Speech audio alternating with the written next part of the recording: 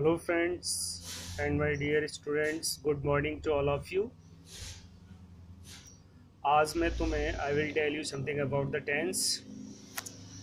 पिछले वीडियो में मैंने आपको मॉडल्स के बारे में समझाया कि मॉडल्स क्या हैं, मॉडल का यूज़ कहाँ किया जाता है, कैसे किया जाता है। वन बाय वन मैंने आपको सारे मॉडल्स क्लियर कराए। बोर्ड एग्ज़ाम में मॉडल्स के हमें 2 मार्क्स मिलते हैं 10th क्लास में। इसी प्रकार से अगला अपना टॉपिक है टेंस। टेंस बोर्ड एग्जाम में टेंस के हमें 4 मार्क्स मिलते हैं, लेकिन उसमें ट्रांसलेट करने के लिए तो नहीं आता है कि हमने हिंदी दे दी और उसका इंग्लिश में ट्रांसलेट करो, या इंग्लिश दे दी उसके हिंदी में ट्रांसलेट करो। ऐसा नहीं है। वर्ब भरने के लिए complete the verb, fill in the blanks आते हैं, मतलब जिसमें वर्ब को कंप्लीट करना पड़ता है और हमें ये रिकॉग्नाइज करना पड़ता है कि ये वर्ब्स किस टेंस से रिलेटेड है, इसमें कौन सी हेल्पिंग वर्ब आएगी और कौन सी मेन वर्ब की फॉर्म आएगी, है ना। तो अब मतलब हमें ये सब जानने के लिए टेंस का हमारे पास ज्ञान होना बहुत ज़रूरी है और हमें अच्छी तरीके से टेंस के बारे में आना चाहिए। तो मैं तुम्हें टेंस के बारे में आज समझाता हूँ कि टेंस क्या है और इसका यूज़ किस प्रकार से किया जाता है। देखिए, जिस तरीके से मैंने ये लिख रखा है टेंस। टेंस का मीन्स होता है टाइम। टेंस का मीन्स होता है टाइम, यानी कि हम टेंस के द्वारा समय के बारे में जानते हैं कि कोई कि मतलब ये टेंस किस समय को संबोधित करता है। जैसे कोई काम हम अभी कर रहे हैं और कर चुके थे और आगे मतलब प्लानिंग करेंगे, तो वो सब टाइम के बारे में ये समझाता है। लेकिन ये टेंस केवल टाइम के बारे में ही नहीं समझाता है।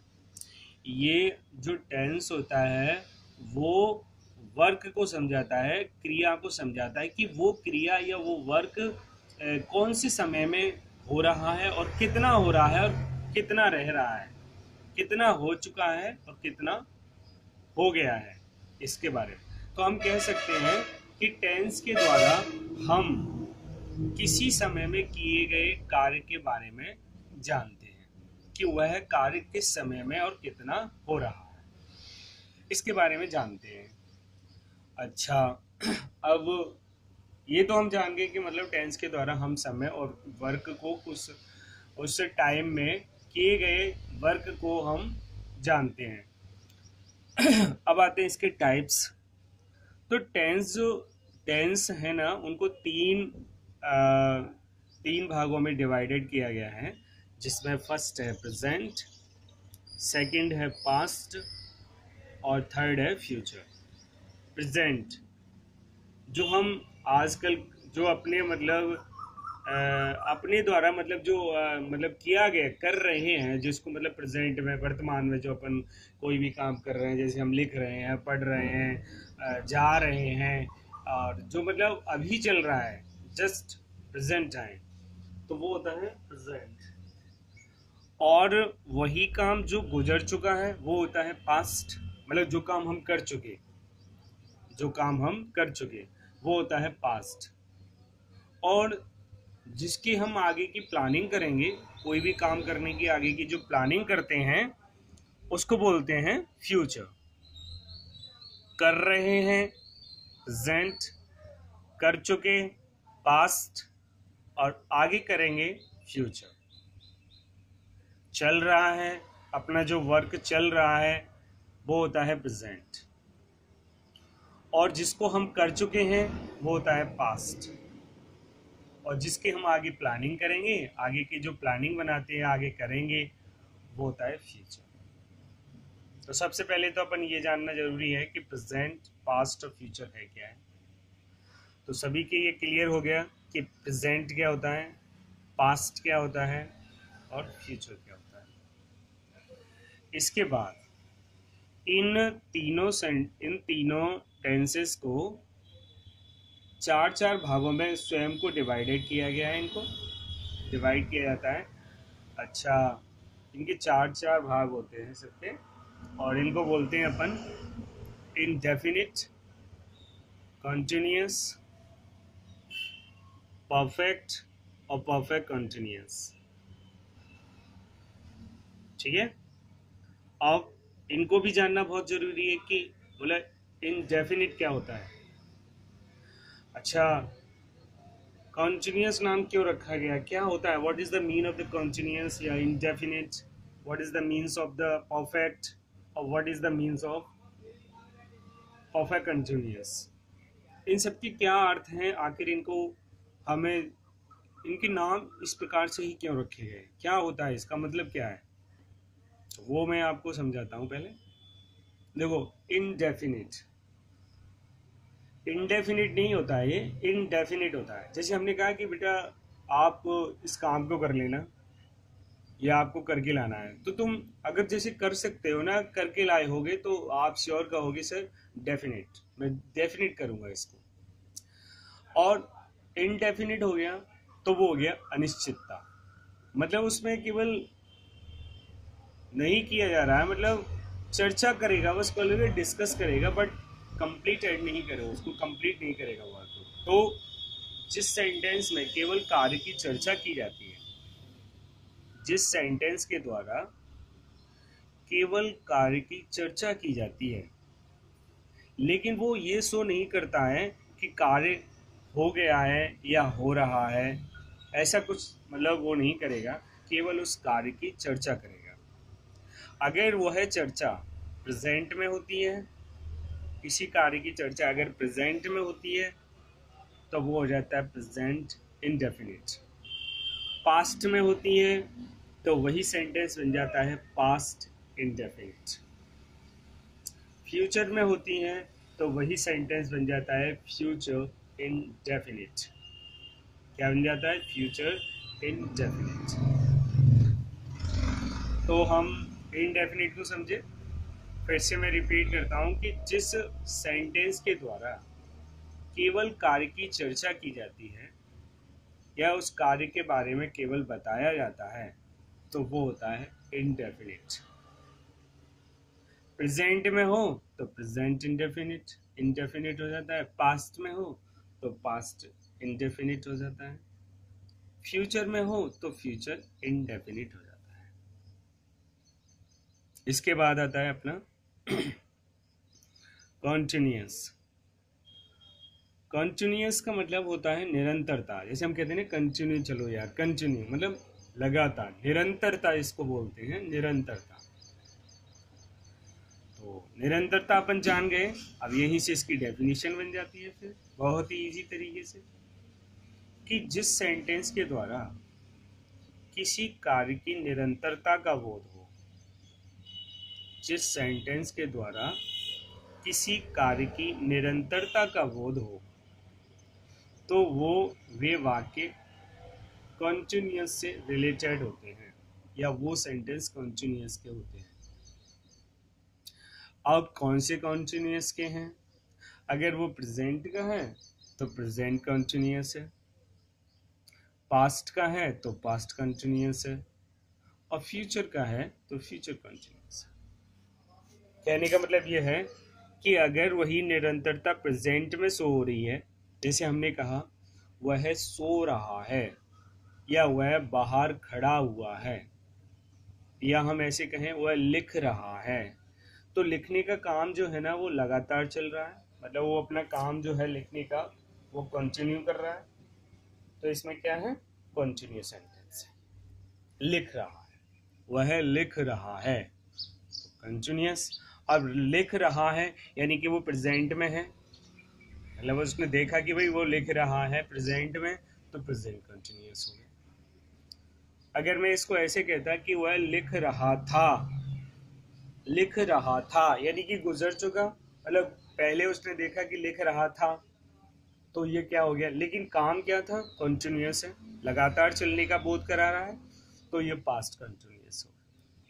वह लिख रहा होगा, वह लिख रहा होगा, तो इसमें क्या है? इसमें भी कंटिन्यूअस है, निरंतरता है, लेकिन प्लानिंग है, उसने गैस लगाया है, फ्यूचर है, तो फ्यूचर कंटिन्यूअस हो। कहने का मतलब यह है कि अगर किसी भी सेंटेंस में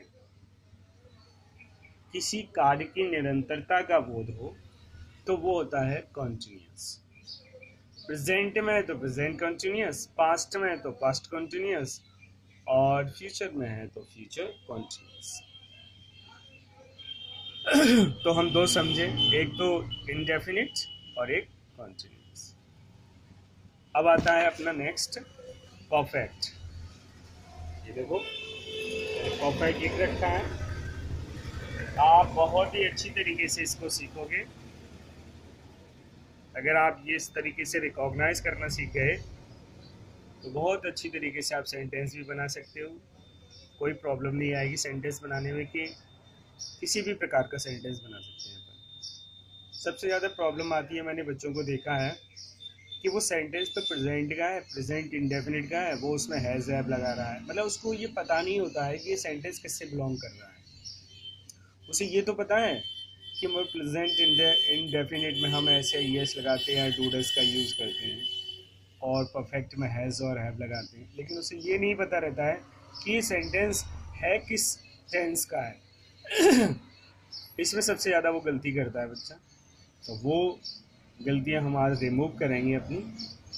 अच्छा, इसके बाद आता है अपना परफेक्ट। परफेक्ट देखो, परफेक्ट का मतलब होता है पूर्ण। कहते हैं परफेक्ट मतलब पूर्ण, कंप्लीट, कंप्लीट कह सकते हैं।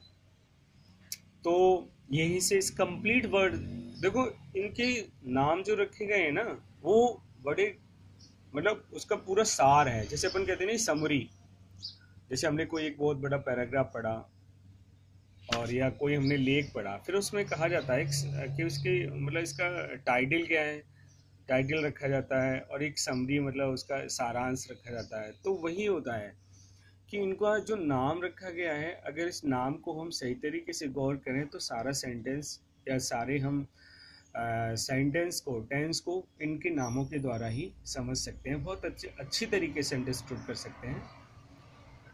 अच्छा, तो अगला मैं बता रहा था आपको परफेक्ट। परफेक्ट का अर्थ होता है पूर्ण, यानी कि कंप्लीट।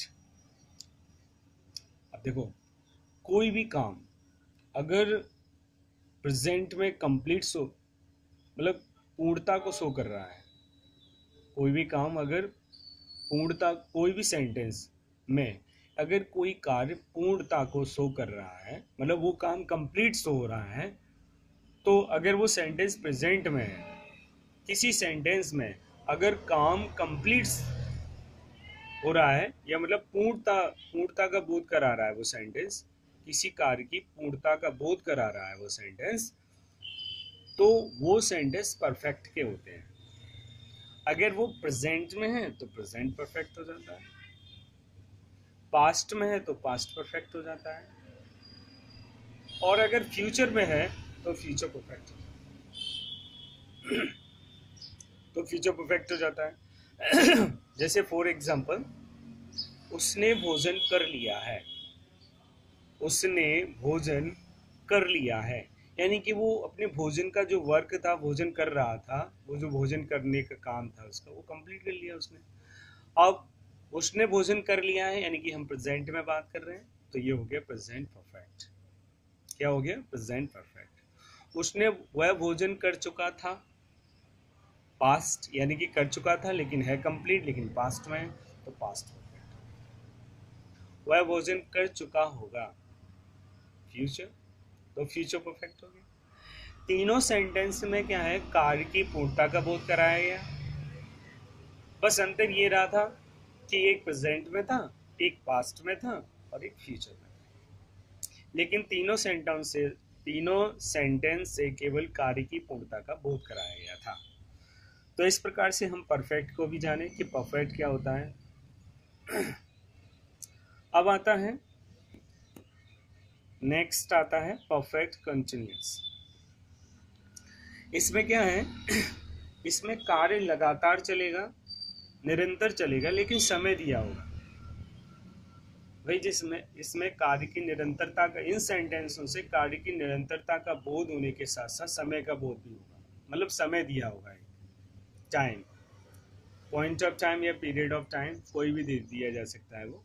लेकिन टाइम दिया होगा। जैसे फॉर एग्जांपल, अगर वो प्रेजेंट में तो प्रेजेंट परफेक्ट कंटिन्यूअस, पास्ट में तो पास्ट परफेक्ट कंटिन्यूअस, और अगर फ्यूचर में है तो फ्यूचर परफेक्ट कंटिन्यूअस।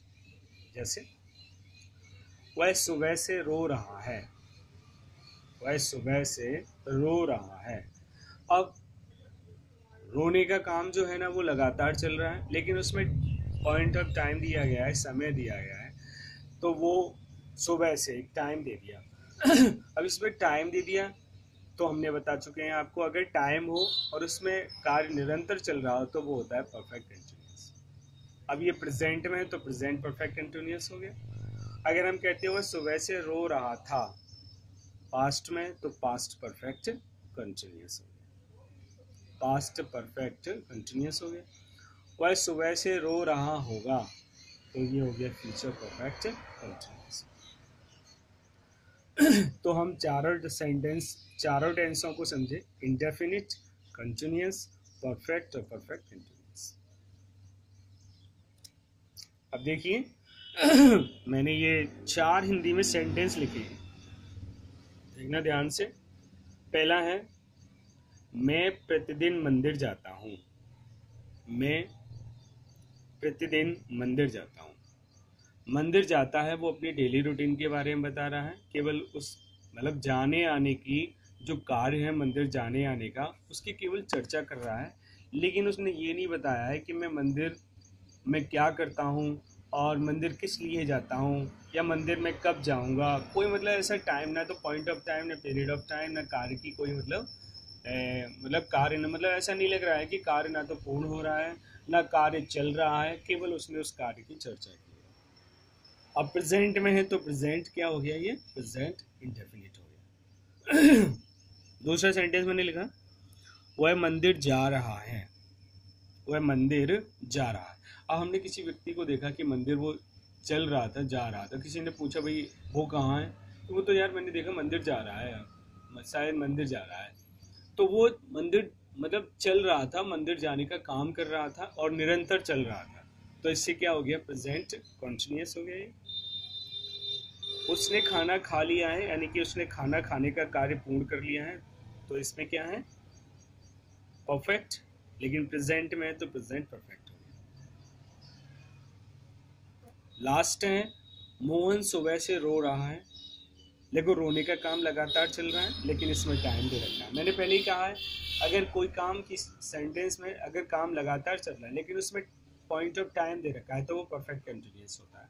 प्रेजेंट में तो प्रेजेंट परफेक्ट कंटिन्यूअस हो गया, तो ये प्रेजेंट में ही है अपना, तो ये प्रेजेंट परफेक्ट कंटिन्यूअस है। तो इस प्रकार से मुझे आशा है कि आप लोग अच्छी तरीके से इसको अंडरस्टैंडिंग कर चुके होंगे, अच्छी तरीके से समझे होंगे। अब अगले उसमें मैं आपको कुछ हिंदी के सेंटेंस दूंगा जिसमें आपको ये रिकॉग्नाइज करके बताना है कि ये सेंटेंस किस टेंस से रिलेटेड है। जिस प्रकार से देखो मैंने ये लिख रखे हैं इसके आंसर, ए का आंसर है इंडेफिनिट, बी का आंसर है कंटिन्यूअस, सी का आंसर है परफेक्ट और डी का आंसर है परफेक्ट कंटिन्यूअस। इसी प्रकार से आपको लिखना है कि ये सेंटेंस किससे रिलेटेड है। ये साले प्रेजेंट के हैं सभी सब, तो हम इसमें लिख सकते हैं यहाँ पर प्रेजेंट शॉर्ट में।